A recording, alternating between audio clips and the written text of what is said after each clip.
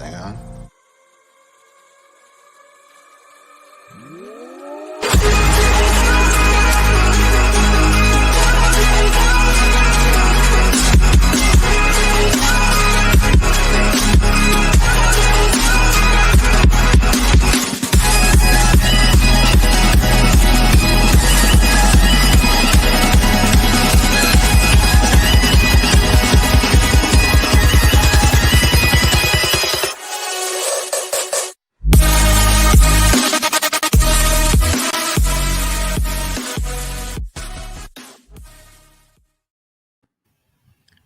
Hello and welcome to DFS Deep Dive.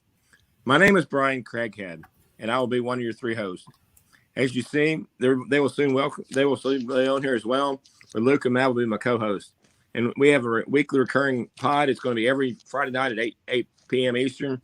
So we hope that you continue to join us. Like I said, it's DFS Deep Dive. The DFS stands for Daily Fantasy Sports.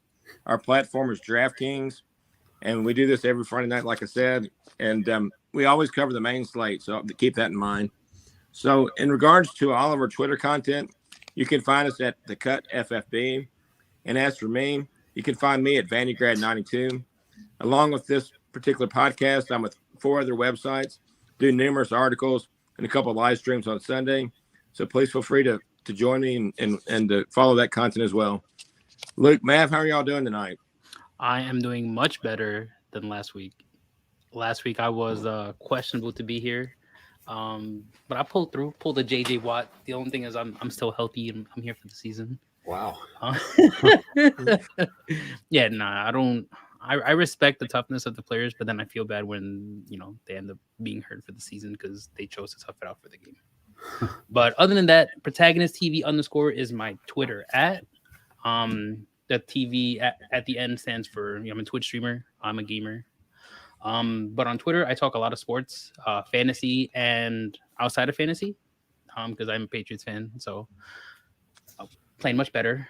You will see a lot of tweets, especially on Sundays, game day, about the Patriots, and throughout the week, because I follow quite a lot of people that also follow them, or that are fans. So have a lot of conversation about what goes on throughout the league. Hoping OBJ comes through. Nah, it's not the end of the world. That's pretty much about it. Other than that, I'm here every Fridays with these two, Brian and Luke. That's pretty much all I'm doing so far.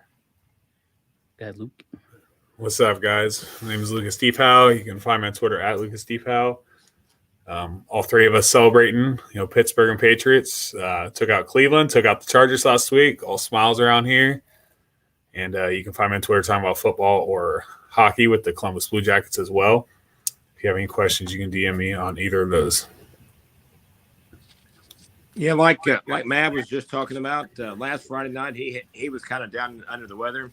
This week it's me. I think the change of temperature, I was in Arizona last week for 5 days, had 80-degree weather, and then this morning we had frost here in Nashville, Tennessee. So I'm going to tough it out, it's kind of like some of the players. And, unlike Aaron Rodgers, I have been vaccinated, so we'll hope that helps. I had that kidney transplant last August, so they kind of forced me. I had no choice. So, like we said, we're going to be covering DraftKings, and there's a few things important to remember. DraftKings has a $50,000 salary cap. With that, you got to draft a quarterback, 2 running backs, 3 wide receivers, a defense, and a flex player, and all of them have to fit under that $50,000 salary cap. The other thing that's important to know, we've talked about it before, we always cover main slate games. Main slate means those are your 4 p.m. and 1 p.m. Eastern games. So they want to cover Thursday night's game. Of course, that was the Jets at the Colts, 45-30 Colts. It won't cover the Sunday night game. It's going to be the Titans at the Rams. And it also won't include the Bears and our favorite Steelers. So Steelers are favored by 6.5. Not sure how Luke's feeling about that, but I'm a Steelers fan also. Wearing a Rams jersey. I don't mind the Rams, but I'm definitely a Steelers fan. And then I'm almost always forgetting this. So this week I prided myself, put up a little sticky note on my forehead, but I'm going to cover the games that we need to kind of like the high over-unders and those games that are important to target. There's actually 3 games with over-unders that are close to 50. You've got Denver, Dallas sitting at 49.5. You got Minnesota at Baltimore, also sitting at 49.5. And then you got the Chargers and the Eagles, and they're the highest on the board, at least in terms of the main slate, and they're sitting at 50. And there's a few other totals that, are relatively between 47 and 50. But they're actually kind of expected to be one-sided games. So we've got high implied totals for a few teams that haven't been previously mentioned. The Bills are sitting at 31, the Raiders at 25, the Dolphins at 26, the Bengals at 25, and the Chiefs at 28. That's the 7-point spread. So that's kind of an interesting game between the Chiefs and Packers with it being Love's first start. So we'll see what happens. Like I said, Aaron Rodgers ruled out, as we all know, and kind of curious what Love will do with the offense there. Both teams have somewhat been struggling anyway. So at this point in time, I'm going to kick it over to Luke and Mav so they can introduce their lineups to you. Bam. All right. Go over my line. Oh, let me go over the scores from last week. So I don't know if anybody remembers the lineup I had. I didn't think it was going to be this good. I kind of just winged it. It's a bunch of Patriots players. So I was actually very surprised with the score that I got of 142 and some change. So I went with Brady, Damian Harris. I also had Brandon Cooks, Hunter Henry, Kendrick Bourne, Patriots defense, and another former Patriot or a Tampa Bay Buccaneer in Chris Godwin. I did not see them going and getting 142. I mean, sure, I had Khalil Herbert and Jamar Chase, but Chase didn't even play well. And Chase, I think, was my most expensive player. Oh, no. Yeah, my most expensive player. And he didn't even play well. And I still put up 142. So that was actually very surprising. So I had 142, the winner again. Yeah, let's go. But what I wanted to say is for the people that are looking to do this and actually make some money off of it, the sweet spot you want to hit is around 150. I know I've gotten like $10 and I hit like 147, but if you get to the 150, that's like the sweet spot. So something to look out for in terms of what you want to hit in terms of a good score with your lineups. Now for my lineup here. All right, let's get started. For quarterback, I went with Joe Burrow at 68. This is going to be a shootout. At least that's what I'm expecting because every other Cleveland and Bengals game is a shootout, just like it was last year. And then with Joe Burrow, I went with Jamar Chase. He has a very weird pattern that's actually very consistent of 13, 30, 13, 37, 13. And before that, in week 3, he had 22. And before that, he hit 13. So I don't know what it is. His lucky number has to be 13. And I'm expecting for him to get anywhere from 22 to 30 in this game. The Jets shut him down. Literally, he had 3 catches of 9 targets with 32 yards. So I'm expecting for a big bounce back this week. For my running backs, I went with Devontae Booker at 5,900. Somebody has to run the ball and catch passes out of the backfield, and it's still Devontae Booker. He's been pretty solid since replacing Saquon, 17, 14, 10, and 20 in 4 straight weeks. So at 5,900, that's still a bargain. Running back 2, I went with Cordero Patterson. Somebody has to do something in Atlanta, and it's not going to be Russell Gage because he didn't do anything last week. Literally nothing. He had 0 catches last week as a wide receiver 1. Mav, not to interrupt you, but I hope you don't mind. But if y'all haven't seen, Calvin Ridley's been ruled out for the next 3 games, and we don't know what's going on with him. Like, he might be gone. He might not come back. He might not come back this season. Yeah, he may not come back at all, but he's definitely out 3 weeks. Yeah. So I went with Cordero Patterson because, like I said, somebody's got to do something in Atlanta. And last week, Gage didn't do anything. Pitts was the number 1 option, and he was covered pretty tightly. So now you got to look back at your running back that's also playing receiver in Cordero Patterson. And at 6,300, might be my best player on my board here. I already have a receiver 1. So receiver 2, I went with Emmanuel Sanders. There is absolutely no way he's going to give you 0 points like he did last week. Absolutely no way. Because before that, he gave you 14, 20, 13, 26, and then a fat 0. That was wild. Yeah, on 4 targets. Before that, he's getting 8, 5, 6, 6, 6, and 8. So the targets are there, and he will do something, and it is Jacksonville. This game might be over at the end of the first quarter. Yeah, I don't know if Cole Beasley's going to go 10 for 110 again without Emmanuel Sanders getting nothing. It was a Cole Beasley day. wide receiver 3. It's a little unfortunate with what's happening to this team over the last few weeks, but I went with Hunter Renfrow. He is even though he's a slot receiver, he's probably the number 1 option here. And he's getting the targets, and he might see more targets, and he might see some love in the end zone, right? Because he only has 2 touchdowns for the season. And now you were, unfortunate with the Ruggs situation. Renfrow is probably the number 1 option now. So I can see an uptick in targets, which means an uptick in fantasy points. He's been pretty solid so far, and at 4,800, you give me 13 points. That's a bargain. Take that. Once again, at tight end, his price is continues to be cheap. At 4,000, give me Hunter Henry. Back to the well. He finally let you down last week. Yeah. He didn't score it last week, right? Because Mac actually played probably his second worst game of the season. Yeah. And we're just going to run the ball. And they got a pick 6. Like I said, they needed to turn a defensive or a special team score to win the game. And that's exactly what they got. I'm actually surprised, only 1 for 3 for 33 yards, but I don't see that, happening again, especially a team where it's going to be hard to run the ball or for the running backs to be very active. So if they get in the red zone, Hunter Henry's definitely seeing the ball because they won't be able to to Brandon Bolden or JJ Taylor or Ramondre, whoever plays running back, because they did it again last week, New England, where they didn't have JJ Taylor and they had Ramondre Stevenson, I guess for size. But with the defense like Carolina, how big and fast they are, I don't see the running backs being that big like they were the last few weeks. So I can see once you get in the red zone, the tight ends will see play. So I guess at 4,000, Hunter Henry, I will continue to go in the well. Yep. Now, for flex, actually no, for defense, because I always go defense early. Because you always go with a good, cheap option. And from what I'm hearing, Murray and D-Hop won't be playing. It's most likely that's supposed to be, that's what they're saying. Okay. So I don't know if anybody saw what happened last year at the last game of the season. Without Kyler Murray, the Cardinals were completely lost. I'll trust any defense against that offense without a Kyler Murray. So the 49ers at 2,800? Yeah. Yeah, give me that. Yep. Give me any defense against that offense without Kyler Murray. Nobody's scared of Colt McCoy. Yeah. One thing I'd recommend, that the 49ers Cardinals game is going to be a late afternoon game. So you just got to keep in mind for anybody listening that there is a chance that both Murray and Hopkins could play. They're both questionable, and they're both true game time decisions. So just make sure you got an alternate if you don't want to go with those. But I agree with you on the 49ers. So okay.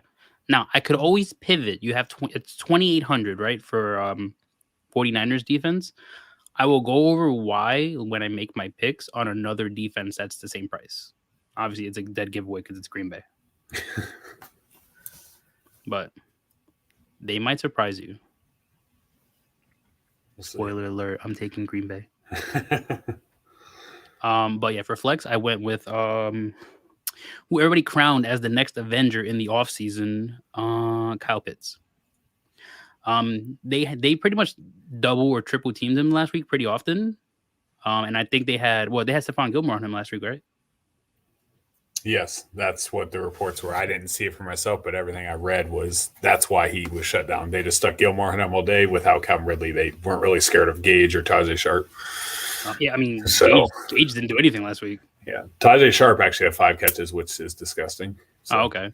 I mean, I have 6,200, so there's plenty of options. Like, right, you have Josh Jacobs. You could actually go Darren Waller. Wait, hold on. What am I doing here?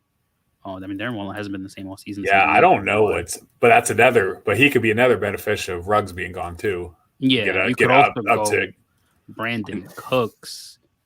You know, I might just go Marquise Brown here instead of Kyle Pitts. And he's seldom mentioned, but Brian Edwards could be the deep ball threat for the Raiders with Renfrow being the short guy and Waller being in between. So that's music to my ears. My friends here at home will tell you all about Brian Edwards and me. I'm a big truther, so I hope this Ruggs thing benefits him big time. But yeah, with 6,200, I mean, I went with Kyle Pitts. I think he's gonna have a huge bounce back game. I don't see him being blanked, like 3 points like he did last week, especially when he got 26 and 30 the 2 weeks before, and he's against New Orleans. I mean, their defense is pretty solid, but the majority of the attention might be on Cordero Patterson instead of Kyle Pitts this time. So I ended up taking both. But like I said, you have plenty of pivots. You have Cooks, you have Damian Harris, Marquise Brown, Cortland Sutton, Marvin Jones. You even got Amari Cooper down here at 5,700. Not priced right at all. And one thing about Cooks, we always mention him on the show.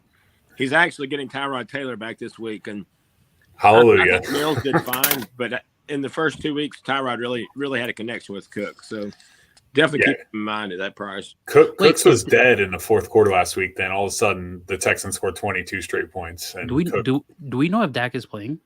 Yeah, he's good to go. Oh, I was gonna say if Cooper Rush is playing, give me Amari Cooper. He went crazy last week with Cooper Rush. That Cooper to Cooper connection was real. Yeah, for real. Cooper's another one of those guys. He's questionable, but I think he'll play. So yeah, and he's at 5,700. Yeah, they got a lot of banged up. CeeDee Lamb rolled his ankle in practice, and Blake Jarwin's hurt, so they got a lot of dinged up. But I do think Dak is good to go for sure. It sounds like he's been practicing all week. Dak was actually taken off the injury report altogether today, so he's good deal. Okay. Yeah, that's sweet. So we like to hear. Lamb and Cooper will go, but you need to check your activations and all that an hour and a half before game time. So two other plays I might go to. You have like Jalen Waddle, and it is Houston, so I would hope Jalen Waddle has a much better game than 4 catches out of 12 targets for 29 yards. What are these numbers he gets? You gotta love Waddle and Gesicki this week with Parker going on IR against Houston. Yep, I think both. But this is the second game where 4 for 12 for 29 yards, and then he has another one 12 for 13 for 58. What are we doing? Buffalo's a pretty stout D. They're playing Houston. He'll have a good game. I'm not worried about it. What are we doing in Miami? Buffalo owns Miami lately too. They've kind of been spanking them every time they play them. So. Mark Andrews is also a pretty nice option at 5,500. So that's another pivot there. But I will stop with my pivots. Sure. That's quite a few to pick from with 6,200. If you don't want to go Kyle Pitts after seeing what happened last week.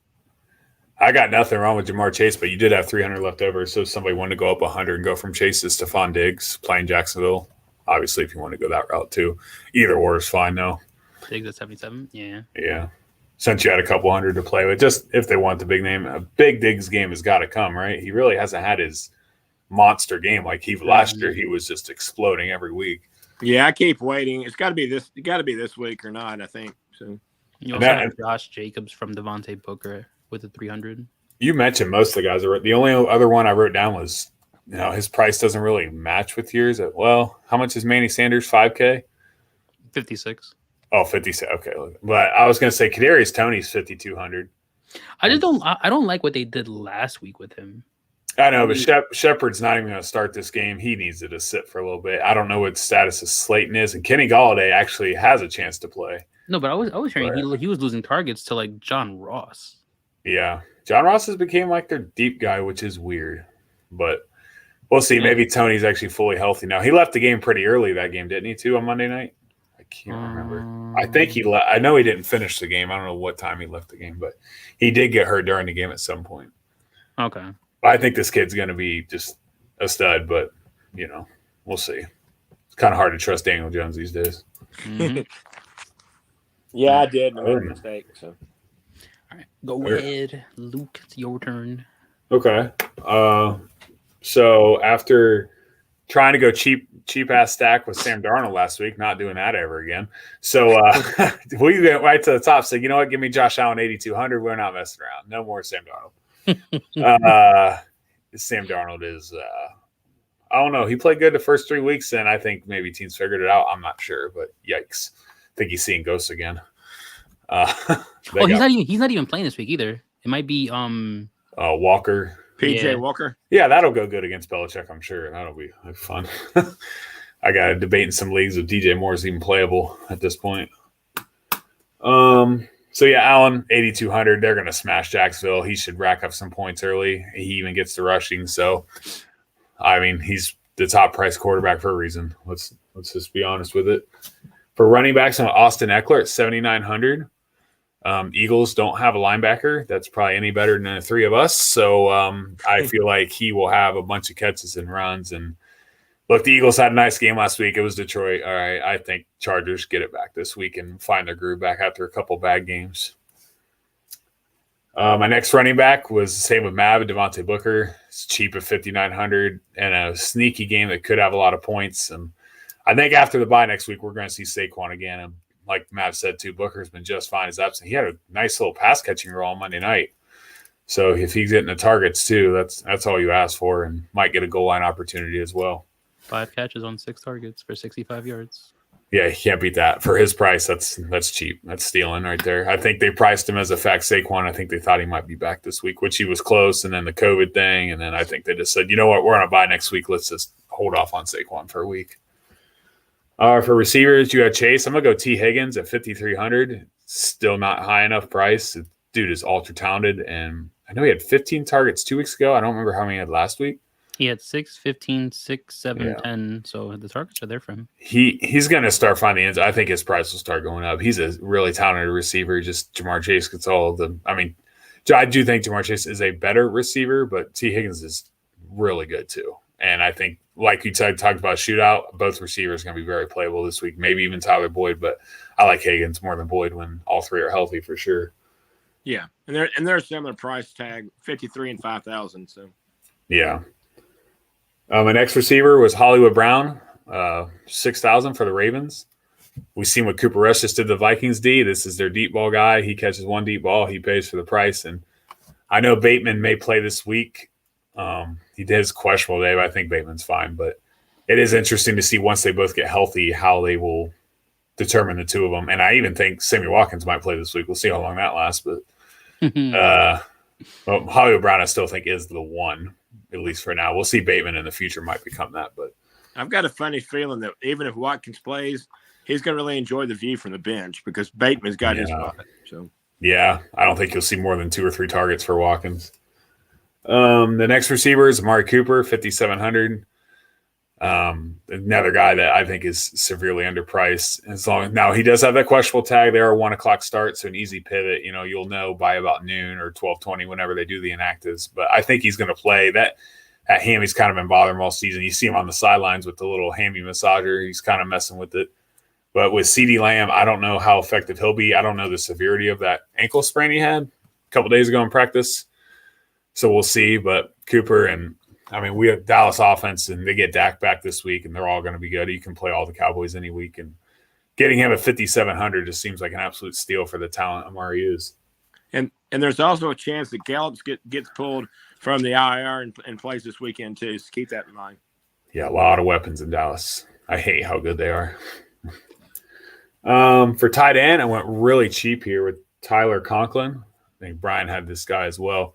The Ravens are not good against tight ends. They get shredded. So, and he runs a lot of routes for the Vikings, and he's been very effective. And a game that they should have to throw in Baltimore. This could be a nice little shootout game as well. He's become everything everyone wanted Irv Smith to be before he got hurt. So next year for Irv Smith, we'll see what happens with those two back now that Conklin's actually kind of improving, but he's a nice little tight end, especially at 3K. I don't think you can beat it. He's probably going to have 5 or 6 catches, I imagine, maybe even more. But 5 for 50 seems like a floor for him this week, and maybe a touchdown. For the flex of 5,200, I went Boston Scott. This guy had a couple rushing TDs last week against the Lions, who were but the Chargers aren't good against the run either. The only thing I'm worried about here is the possibility the Eagles say, oh, let's just not run the ball, because they like to do that from time to time. Mm-hmm. But the Chargers' run D is atrocious. If they're smart, they will do it, and he got most of the work when it mattered. I don't know why Kenny Gainwell, what happened with him, but he didn't do nothing. And Jordan Howard scored 2 touchdowns. I thought this was like 2017 again, but I don't know where Jordan Howard came back from. But I like Boston Scott for sure. Good opportunity to get a rushing TD and a decent amount of yards, and good opportunity there. And then for defense, you don't have to talk about much more. Mav, I'm with you, the Niners. Colt McCoy's in. Get him in there.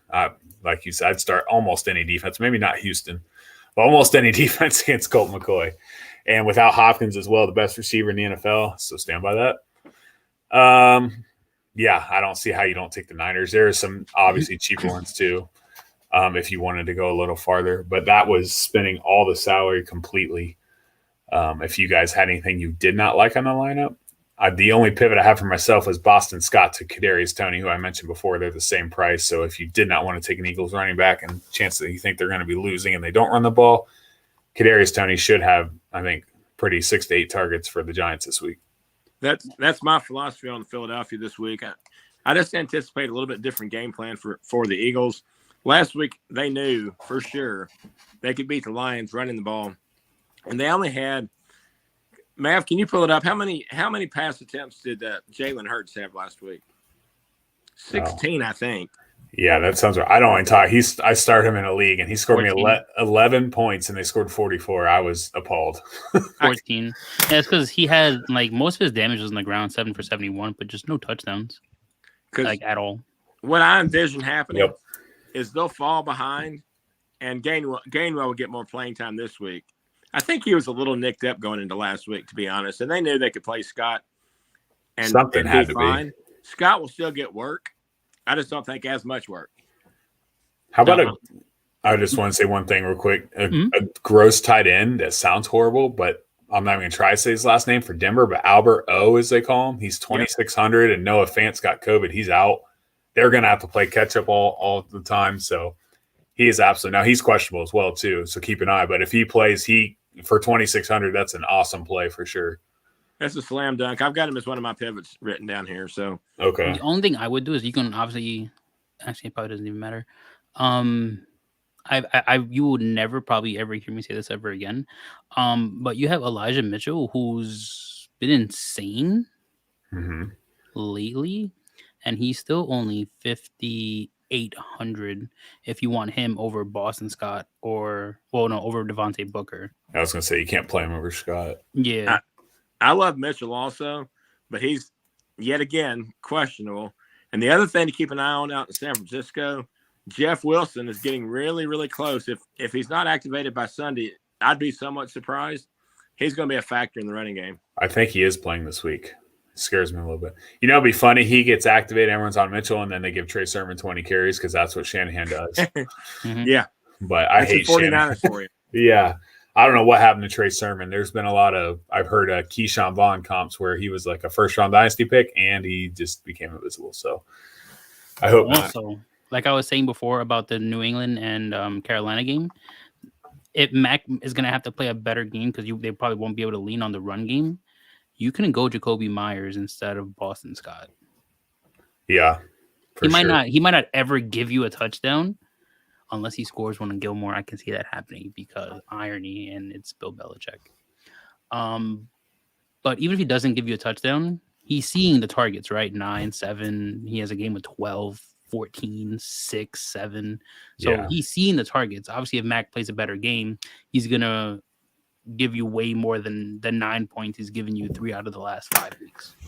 Now, worst case scenario, he gives you a solid floor. Yeah, and you got a good lineup of upside anyway. So Myers is your number one, correct? If you had to, I still think it's Aguilar. Okay, so do you think Gilmore shadows somebody? Would it be Myers? Because I'm a little worried about Gilmore. I don't think they put anybody one-on-one with Aguilar. Yeah. I think they double him and they play man with Pitts might have been different because they didn't have a real threat. You guys have multiple, not like elite receivers, but like good receivers. So it'll be interesting to watch where Gilmore goes. Well, the only thing with Gilmore has the size to make it tough on Pitts depending on how many plays he was on him for. And the thing is with Myers too, Gilmore might not be able to keep up with Aguilar, but he has the size to disrupt whatever Jacoby Myers wants to do. Right. And then also you got Tony, you got what about Smith? What about George Kittle at 5,200? He's finally going to play, and his price never really is that low. And he's still technically on the IR currently. Yeah, they said today he's playing though, like they're going to activate him. Okay. Yeah, he's definitely playing. Debo's questionable too. So. That's the thing. If Debo's out, Kittle may become the number one because Ayuk seems to be in the dog. Now, Ayuk did have 6 targets last week. I don't know. Maybe he's starting to sink back, but Kittle 5,200 might be a smash play too. Yeah, if Debo's out, Ayuk is my pivot play for the lineup I'm getting ready to introduce. So I'm too scared to play Ayuk until I see it again. Like he was so good at the end of last year. I don't know. At a price tag of 41, you don't need to. Yeah, 41 seems ridiculous. But I do like Kittle too. If I could fit Kittle as my tight end in a lineup, I definitely would, because last year he was never that cheap because he was, good. Kittle's just got to stay healthy. We know he's elite. Oh, and you guys mentioned Brian Edwards. He's sitting here at 4,100, by the way. That's my boy. He did score. They were on bye last week, and there are some guys that I like that are this cheap. So him being one, Aguilar being one at 41. What about at 42? They were Rondale Moore with AJ Green has COVID and Hopkins. We forgot to mention. Yeah, I was going to mention Rondale Moore because especially for the rookie, you might want to look at the speedster on the outside. That might be Rondale Moore. How much is Christian Kirk? Sorry to me. I was just about to say him too. Yeah. He was actually in my lineup at first too. But can you trust Colt McCoy? That's what I was about to say. It's really worth thinking about Colt McCoy. Yeah. Colt McCoy thinks the values of most wide receivers. So Christian Kirk. So maybe we need to consider 53. Maybe we should consider Chase Edmonds a little bit. A lot of short screen passes, a lot of carries. Yeah. Somebody that I'm liking a lot is Peoples Jones at 4,400. Mm-hmm. And if you want to just be Landry's only 51. Yeah. And, he's really cheap and probably wasn't priced with thinking OBJ would be out. And we all keep talking about how much we like this game for points. Mm-hmm. You could stack a Baker at 5,400, Landry for 5,100, and build a sweet lineup around those two. Yeah. So for sure. I don't know why I thought this was Torrey Smith, but for whatever reason, Jesus Christ. Don't mention that guy. I hate that guy. He scores every time he plays this. A really cheap stack. It's ugly, but Tyrod Taylor and Brandon Cooks is somebody that I'm kind of really please don't forget them. I know it's ugly. I know. I like the other side of the game better with Tua at 5,800 and Waddle at 5,600. I think you can do that. What's Gesicki this week? I didn't look up his price because he's basically 49. Yeah, that's too cheap too for his good. I know Buffalo kind of shut him down, I think, but he's still been so good this year. I wonder if anybody had Cooper Rush with any of the Dallas receivers last week. I finally benched Amari Cooper. I'm like, I'm not playing with Cooper Rush. It didn't matter. I got killed anyway, but I was like, really? Like, this is the best game since week one. Mav, answering that question, being a one-game DFS play, a lot of times you just got to go extremely cheap, which I'm guessing Cooper Rush was. So, yeah, it wouldn't shock me. Oh, doesn't it say how much he was last week? He was 4,200. Oh, he was 4,000. So cheap backups. Are we considering Jordan Love at 46? Is it 44? I've thought about him. I picked him up in the Superflex league. He's 44. 44. I mean, the KC pasty is not good. And Devontae Adams is playing. Yeah. What's Adams' price? Is he one? He's got to be close. He's high. Oh, yeah, no, he's expensive. He's 8,200. Yeah. It's tough to stack that, but man, if you want to build a lineup around Jordan Love. Yeah, Jordan Love is 44. You can definitely do that. Oh, yeah. I really hope he balls out, and then we have another Brett Favre, Aaron Rodgers situation at the end of the year. We're like, you know what? Let's go the young guy. But I hope the Packers have a bad quarterback for once because I'm tired of them getting these Hall of Fame quarterbacks every time. So part of me wants them to do good. Part of me wants them to do bad because part of me wants Aaron Rodgers in Pittsburgh next year, so I want him out of there. So we'll see what happens. And one thing I would say, I usually build my lineups for like the 50-50 leagues. But if you're trying to bring down that bigger pool, I think Jordan Love's a great play because he's going to be exceedingly contrarian. So, yeah, obviously, if you play Love, you can get Devontae Adams in there a lot easier. Now, quick question: what are we thinking about? You always go to Hunter Henry. It's like what you go plug him in right away. Yeah, right. What are we thinking about? I just seen his name. Now I'm forgetting his name. He's going to be the running back this week for Carlos Hyde. What do we think about Carlos Hyde this week? No. Hyde's okay. It's an awful tough matchup. It's the Bills, man. They're going to be losing. Carlos Hyde is way past his time. There's no James Robinson, though. He's got a chance still. I think he's likely not, but. The worst thing about Hyde is he doesn't really provide much out of the backfield in terms of receiving. So I think if Robinson plays, you can use him against the Bills. But Bills defense is just that good. So if you want to go, sorry, Brian, go ahead. I thought you were done. No, I was just going to say if you're desperate, yeah, Hyde's okay, but what about I would have a hard time with him. Oh my God! Wait, what is this lineup I have here? If you want somebody cheap for Jacksonville, that Jamal Agnew guy, for whatever reason they like him, he ran more routes than Laviska Shenault did last week. So Urban seems to like him. I think that's what Travis Etienne role was going to be, is what they're throwing Agnew in now. So I don't even know if he's listed receiver or running back or both, but He's been kind of usable last couple weeks, and they're going to be down for sure. So, and big. Yeah, probably. I think so too. I think the Bills just kill him. If right. Geno Smith does that to the Jags, I mean, come on. All right, so this is the lineup I just did just out of nowhere. Jordan Love, Cordero Patterson, Javonte Williams, Devontae Adams, Amari Cooper, Emmanuel Sanders, Hunter Henry, Austin Eckler, and 49ers defense. Man, I just don't trust Cordero Patterson in that offense. That's my only one. I know you're on him this week. It's the Falcons looked so bad last week. Yeah, but he still had 18 points in a terrible game. Yeah, I know. He's going to get the opportunity. Like, he hasn't given you one bad game other than week 1, and that's because nobody knew what he was even going to do. You're right. If there's one Falcon you're going to play, I mean, maybe it's Pitts too. This week, maybe he doesn't get shadowed like a Gilmore type. But yeah, it's Patterson or Pitts, and you can't play anybody else. So before Brian goes, because he definitely has to give us his lineup. So Jordan Love is 44, Patterson's 43. I wanted Javonte Williams because I feel like if one of them blows up, like I feel like they take turns in Denver of who's going to go off. And Melvin Gordon went off last week, and Javonte did the week before. So at 48, that's if he gives you anything close to 10 or a little over, which I think he'll give you a little over this week because they take turns doing that. It'll be this week. And that's at 48. And at 51, you can't even do anything. You can go Kenneth Gainwell if you want to risk that, but that's pretty much about it. 8,200 Devontae Adams to stack with Jordan Love.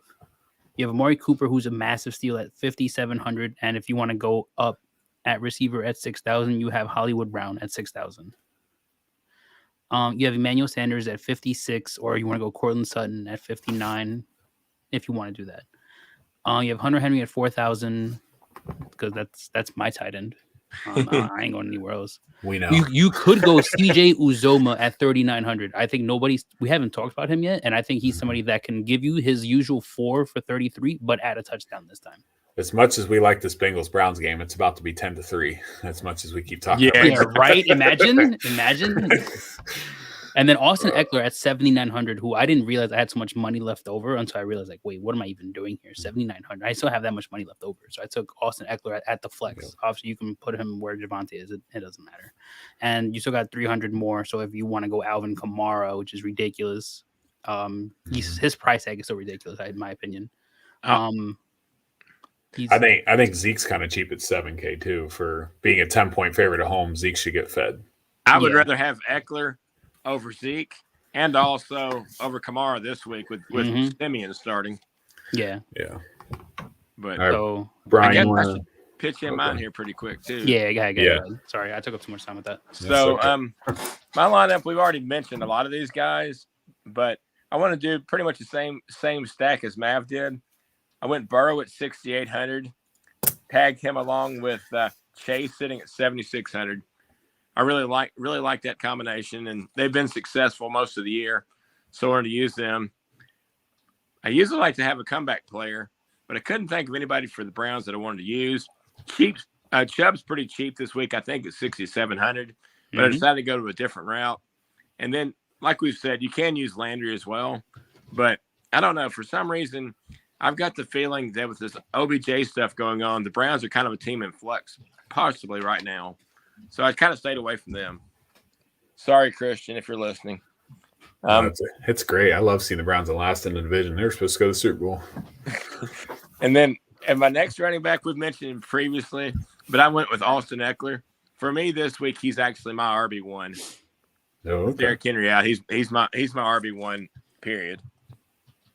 Then at my other running back, I didn't realize that I had left so much money for myself. I went with Josh Jacobs at 6,200. Jacobs has been averaging in the games he's been able to play. He's been averaging over 15 fantasy points per game, and the Giants like to give up fantasy points to the running back. So I think he's a nice spot. And then we've all mentioned this guy before, but Marquise Brown is one of my wide receivers at 6,000, and following him, and also going with Chase, I went ahead and went with Brandon Cooks. Like I mentioned on the show already, I thought that Davis Mills did fine, but Tyrod Taylor seems to have a little more umph in him, a little more spirit. So I think Cooks will be a very solid play. And the Dolphins actually give up what's the stat here? The Dolphins actually give up the second most fantasy points to wide receivers. So I think Cooks is in just a just a definite hit spot for him. And then I believe it was Luke mentioned the tight end Conklin for the Vikings. Conklin's over the last 2 weeks has averaged 11 fantasy points per game. And once again, that defensive points against, the Ravens give up the most fantasy points to tight ends. So I think that's another slam play. And then last but not least, I know he's questionable. I know I don't like two receivers from the same team.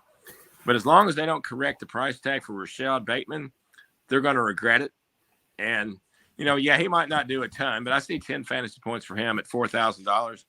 You can't hardly go wrong. And I'll agree with the other two guys in regards to the 49ers defense if Murray doesn't play. But I actually went with the Chiefs defense at home against Jordan Love making his first career start.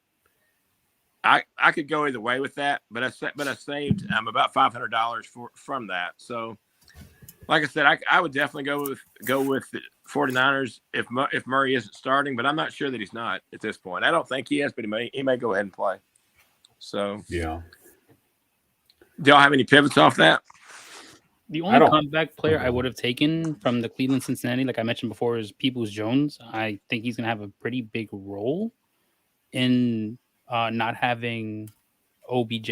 And if we all think this is going to be similar to the game we just watched yesterday, where they put up like 1 million points, I think this could very well be something similar like they did a few times last year. I think Baker threw like 10 touchdowns, whatever the score was. I think they ended up scoring like 70-something points combined in that game last year. Yeah. So if that's the case, I can see him having a big role. That's pretty much the only player I'd play from there. Baker's biggest thing is, as long as he gets the high enough passing attempts, he's a good quarterback still. There's nothing wrong with Baker at all. Yeah, I think Baker's like a top 12 QB when Odell is not on the field. At least minimum top 12, maybe better. I got no different pivots other than ones we already mentioned throughout the last two lineups. So, I mean, just the same old guys, Couple guys I like to throw out there real quick. At quarterback, I like Derek Carr against the Giants. He's sitting at 5,900. And I've already mentioned Tua and Tyrod, so Derek Carr is my quarterback to play. And then we've been talking a little bit about the Dolphins game. A guy that you should not rest on is Myles Gaskin, sitting at 5,800. Yes, I agree with that one big time. The Texans actually give up the most fantasy points to running backs. And now that Malcolm Brown's on IR over the last 2 weeks combined, Gaskin has 28 carries. He's always had a role in the receiving game, scoring 3 touchdowns on the season. But now he's getting a little bit more of the rushing role. So if you want to go contrarian, Gaskin at 5,800 is the way to go. I agree. And we did mention briefly Michael Gallup. He's only 3,900. If he plays this week, he could definitely be a nice little flex play for somebody, for sure. He'll have a role in that offense. They love that guy. In that same game, he missed by just a smidge last week, primarily because Bridgewater only had 26 pass attempts. But Jerry Jeudy is sitting at 5,000. He's getting ready to pop and pop big. Hopefully this is the week. But last week he came back from being off 6 weeks. He led the team in targets with a whopping 4 because you get 26 pass attempts. You're not going to have too many targets. But I really like him. And I've already mentioned Waddle. So Jeudy and other Sutton tight end that I really like. Well, there's 2. I like Goddard at 4,500 and Jared Cook sitting down there at 33. And those are my other tight ends. So I think you can go Jeudy or Sutton in a game they're going to be behind for sure. I think Dallas is going to get out early and often, and we're going to see some throwing here. So Sutton and Jeudy are both fine plays. And then we already mentioned Bryan Edwards at 4,100 too. Between him and Renfro, both solid plays for the Raiders, and Waller. And CJ Uzoma could be pretty solid at 3,900. Yeah, especially if he gets in the end zone, which he didn't last week because nobody on Cincinnati managed to get in the end zone apparently. Just Mixon. It was all Mixon. Yeah. So, Burrow didn't play very well. So if Burrow plays a better game, which I'm assuming he will, I think he can get something close to maybe not 2 touchdowns, but I can see him getting at least 1. It was a bad week for tight end overall. Mm-hmm. There was only a couple. Dan Arnold had 8 catches. Do we like him being down a lot for Jacksonville? Yeah, I was about to say throw him in there too because He's one of my 34. pivot plays I didn't mention. So, At yeah, I like 34, him. Yeah. And although they didn't show it last night, the Jets' defense against the pass has been pretty good this year. So I was not surprised that Burrow didn't have a big week last week. Yeah, for sure. That was that Bengal game we've all been waiting for. You know, the number one tight end from last week is on Monday night. My Pittsburgh rookie Pat Furthermuth had 4 for 44 and a touchdown. I can't believe that's how bad tight end was last week. That was number one. So this week I think tight ends will be back to doing their thing. The only other cheap tight end out there is the opposite side of Jacksonville. That Tommy Sweeney guy is 3,100 for Buffalo, and Dawson Knox is still out with his broken hand. So sounds like a made-up name, Tommy Sweeney, but he is the Bills' starting tight end in a game that Josh Allen's going to throw some touchdowns. He could catch one for sure. Is he a rookie? I do not know.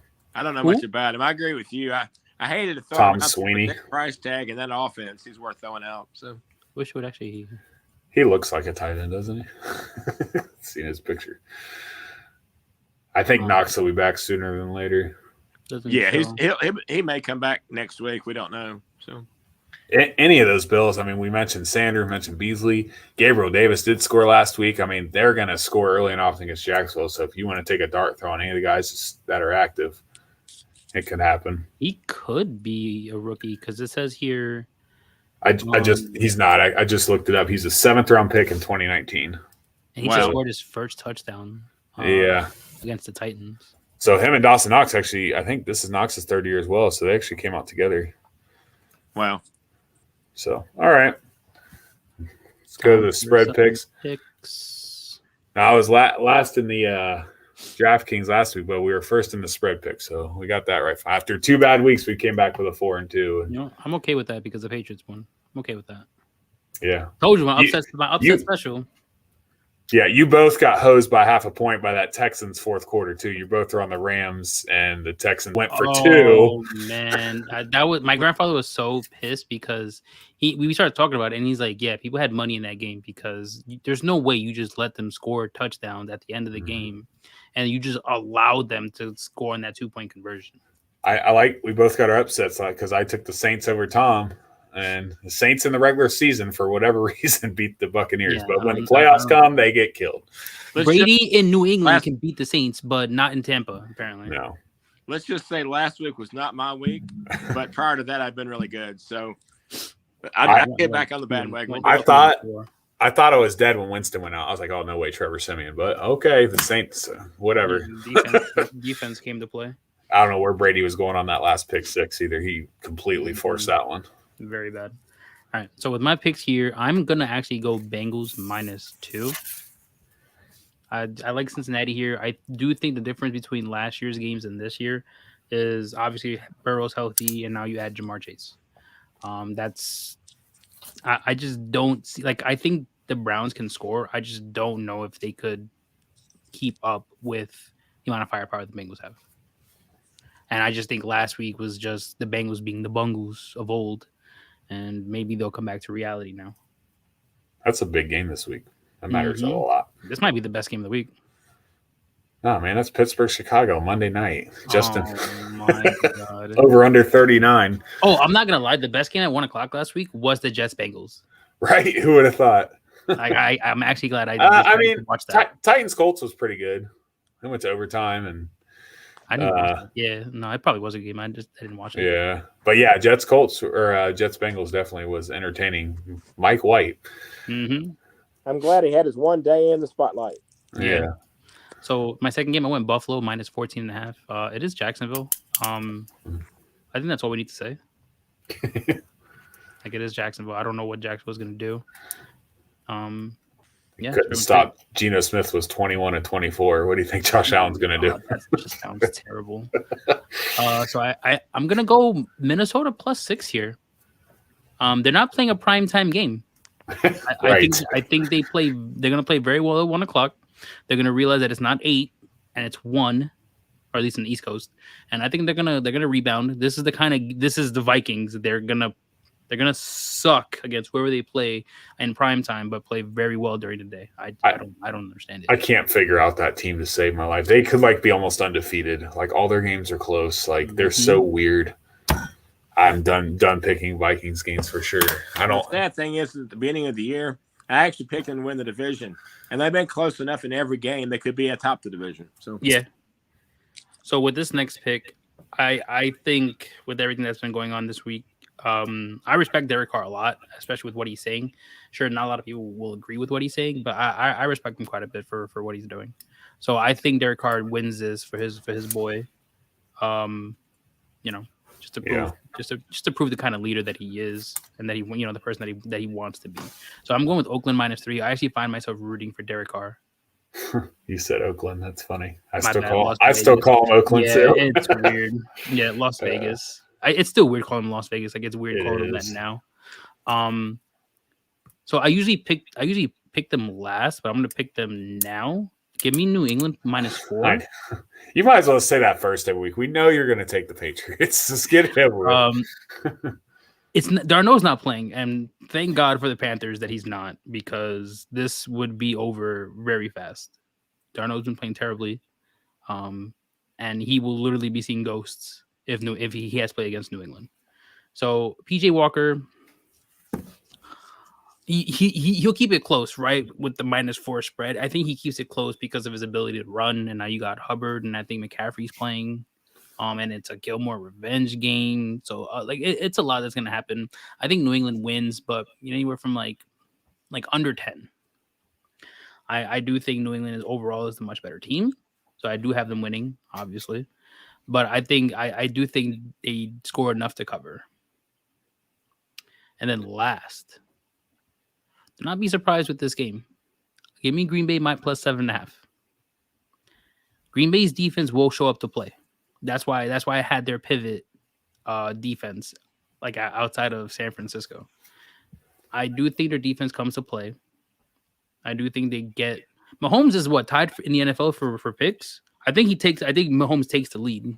He might be in the lead. He's up there. I don't know. Yeah, I think he was tied. I forgot with who. But I think he throws 2 or 3 more. One of them is returned for 6. Devontae Adams is back. You have Aaron Jones, the elite running game. The Chiefs can't play defense. So if you can't play defense, like, how are you going to cover Devontae Adams at all with anybody?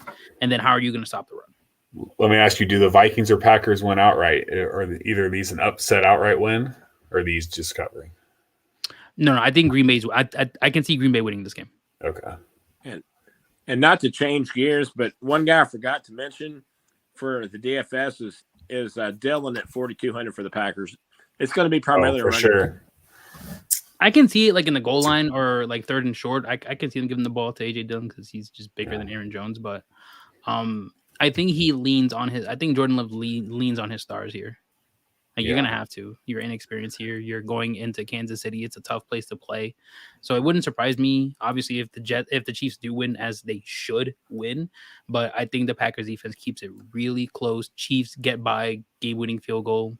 Right. That's funny. I was about to mention last year, Justin Herbert's first career start went to overtime with Patrick Mahomes, lost in overtime. Oh, so when Herbert should have won that game, actually. Yeah. When Tyrod got his lungs punctured. He threw a terrible pass that was picked off, and it still upsets me right now. Yeah. But yeah, I think the Vikings could actually outright win this game. I think they're good enough. They're way too talented. They could definitely outright win this game. And then the Packers are the ones that probably just do enough to cover. That's what I got. Good. I like it. We have one similar. I would scale away. It's just the Raiders. Those Las Vegas Raiders. I'm with you. You can bet against Danny Dimes. That's fine. Sure, he covered Monday night against the Chiefs, but we know the Chiefs don't cover, right? So, Raiders spot. He definitely seems affected by the Henry Ruggs thing. So, the next one, I got both the LA teams here. LA Chargers, LA Rams. I like the Chargers. I don't think the Eagles are real. I think they beat up on a bad Lions team. And the Chargers, I think this is some value on the spread based on the last 2 weeks. And I think Herbert and them, they have a good game against Philly. And then with the Rams, without Derrick Henry, at home, Sunday night, Titans secondary, not all that great. I think Stafford and Kupp and Woods, and they just kind of have a heyday. What is the Rams? Is it 7? Yeah, 7. It's 7.5. So it's gone down half a point. That's okay. I like the Rams at home at night. And then I also have this hurts because I'm taking the Bears in 6.5 on Monday night. I think the Steelers win, or is it 6? I think the Steelers win and don't cover. We're going to make it interesting, like always. We haven't beat the Bears in 15 years. But I mean, we only play them every 4 years, so let's, we've lost to Jay Cutler, and I don't even know who else, but Steelers win by 3, 4, maybe a touchdown. Maybe I'll lose by a point, but I just don't see us blowing out. I really hope we do. It would be nice to have a comforting game where we just, kick their teeth in. The one I'm against you, this kind of hurts. I'm taking the Chiefs. I think they get it right. And I'm going against Jordan Love. This is a complete mystery because nobody really knows how good or bad Jordan Love is, but I'm going to back Mahomes. And if this is the game, it scares me even to say it, but let's go Chiefs. One time, cover the spread. And my upset of the week is the Atlanta Falcons. They always play the Saints tough, and I do not believe in Trevor Siemian, and I think the Falcons do enough. Getting 6.5 seems like a lot for a Trevor Siemian-led team in a divisional game. I think the Falcons win outright, though. I think Atlanta goes into New Orleans. New Orleans beats Tampa and then loses to Atlanta because it's the NFL and you can't predict this shit. Mm-hmm. So I'm going with the Falcons. That's the upset of the week. So that's my 6. And I might as well start right where Luke left off. I don't know that I'm quite as brave saying the Falcons will win, but I can tell you 6.5 is way too much. It's a divisional game, like you said. The Falcons have really improved. Even without Calvin Ridley, they're playing good football for the last 3 or 4 weeks. So I definitely go with the Falcons plus those points. I've got Dallas -10 versus the Broncos. I just don't like the way the Broncos are playing. And Dak being back is going to be all the difference in the world. Denver's terrible. I've got Buffalo. Last week I kind of got burned on these high spread games, but I don't think 14.5 is going to cover that game at all. I think 14.5 Buffalo got to go there. I agree with Mav on Cincinnati, minus the points versus the Browns. I said it already. I hate to beat a dead horse, but I just think right now the Browns are just not in the right direction. This OBJ thing's, even though it's over and done with, I think it's still kind of a cloud. I definitely like the Chargers. The Eagles are not for real. There's no way the Eagles are for real. And for real at 3 and 5, I don't know if that would even be a question whether they're for real or not. They're not good. And then I kind of went different for Luke. I said this in the beginning of the show and during the show. I'm a Steelers fan. The Steelers have played ugly football, but for some reason they keep winning. They figured out a game plan, and I don't think the Bears will score enough points to keep them within 6.5. So I'm going with the Steelers here. I hope I'm wrong on that one. I do want to mention I was on the Bengals at first, but Baker is 5-1 against Cincinnati in his career. And he averages almost 3 TD passes a game. I just don't know. It scares me. I just stand away. So I didn't feel comfortable with the Falcons and Saints because this is the kind of game where the Falcons will score like 15 points and it's just 5 field goals, and the Saints can just 6.5 is a lot, but this is that kind of game where the Falcons just can't score a touchdown. Are the Saints going to score a lot too, though? With Trevor Siemian. They've also said Taysom Hill will be in there. I'll be curious to see what his role is. And teams can't defend the most obvious play in football when Taysom Hill is in the game. So I don't know. Taysom Hill can be the QB1 this week. The most overpaid athlete in all sports. Yeah, I kind of feel like in some ways Sean Payton felt almost obligated to Siemian to start. Yeah. After he did so well against the Bucs, but he's not the long-term answer. I don't know that it's Hill, but Hill will get a starting job back. So. I think Taysom has some blackmail on Sean Payton. I think that's what it is. I think it could be. Very well could be. He's got something on that guy. When I saw that contract come out, I said, okay, what's going on here? Mm-hmm. All right. Mav, I did have one last question before we sign off here. Did you get those picks from your grandpa? Those sounded really good this week. Oh, yeah. He doesn't have them until Saturday. Oh. That's too bad. I was feeling confident. We had a lot of games similar. I was like, maybe we ought to hook in with your grandpa because he's actually a better picker than any of the 3 of us. So. Oh yeah, and then he'll start giving me reasons why he makes these picks, and it's just like this is why you need to teach me these things. Maybe one week we can get your grandpa on here and give us some advice. You have to get my computer, take my computer to his house, and be like, here, come talk sports with us. But he's I told him yesterday, give me the Jets and the over. He agreed with the over, but I think he took. I don't remember if he even put money in the game. But yeah, once Mike White went down, like it was pretty much over after that. I did something I never do in late is actually myself personally took the Colts. So, and I never do double digits, but it ended up working out. I don't like betting on Carson Wentz either. I don't either. Well, guys, if we're ready, we'll go ahead and sign off and tell everybody thanks for being here. Let's do it. All right, guys, Protagonist TV _. You'll catch me on Twitter every Sunday raging about New England sports, or not sports, but New England Patriots themselves. Like they play this weekend. So if you follow me, you'll be seeing a lot of me on Twitter. Yeah, I'm at Lucas Deepow on Twitter. Steelers, Blue Jackets, Buckeyes. If you ever want to get in touch with me on there, you'll know where to find me, especially with the Steelers and the Bears game. Let's hope it's not close. Like I said, that's the one I hope I'm wrong on the spread. I hope we blow them out in the color rush unis, but we'll see Monday night. Last but not least, I'm at Vandergrad92 on Twitter. First of all, I want to thank you all for tuning in. Second, thanks for bearing with me in my cold. Hopefully I'll feel better next Friday. But like I said to these guys before, I had a transplant last August, kidney transplant. Before that, I was on dialysis. We pushed through a lot worse than this. So everybody have a good weekend. Thanks again for tuning in. And follow all my content on Vandergrad92. Have a great weekend. Thanks for joining. Hopefully I don't get the cold now. Now it's gonna. Yeah, exactly. Yeah, your turn. Thanks, guys.